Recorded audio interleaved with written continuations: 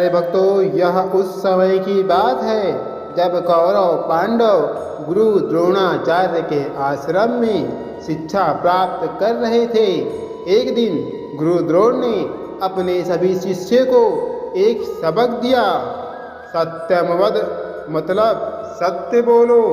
भक्तों, उन्होंने सभी शिष्यों से कहा कि इस पाठ को भली भांति याद कर ले, क्योंकि उनसे यह पाठ कल पूछा जाएगा।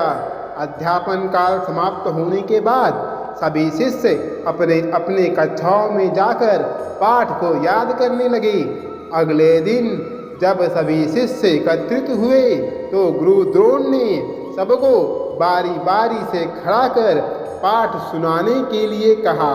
सभी ने गुरु द्रोण के सामने एक दिन पहले दिया गया शब्द दोहरा दिया, लेकिन युधिष्ठिर चुप रहे।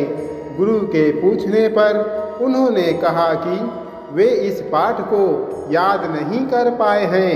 इस प्रकार 15 दिन बीत गए, लेकिन युधिष्ठिर को पाठ याद नहीं हुआ। 16वें दिन उन्होंने गुरु द्रोण से कहा कि उन्हें पाठ याद हो गया है और वे उसे सुनाना चाहते हैं। गुरु द्रोण की आज्ञा पाकर उन्होंने सत्यमवद बोलकर सुना दिया। गुरु ने कहा, युधिष्ठिर, पाठ तो केवल 2 शब्दों का था, इसे याद करने में तुम्हें इतने दिन क्यों लगे? युधिष्ठिर बोले, गुरुदेव, इस पाठ के 2 शब्द को याद करके सुना देना कठिन नहीं था, लेकिन जब तक मैं स्वयं आचरण में इसे धारण नहीं करता तब तक कैसे कहता कि मुझे पाठ याद हो गया है। सच ही है कि उपदेश का मर्म वही समझता है जो उसे धारण करना जानता है। वाणी के साथ आचरण का अंग बन जाने वाला ज्ञान ही सच्चा ज्ञान है और इसे धारण करने वाला सच्चा ज्ञानी है। लेकिन आज के समय में तो सिर्फ पढ़ा जाता है, उसे अमल में नहीं लाया जाता।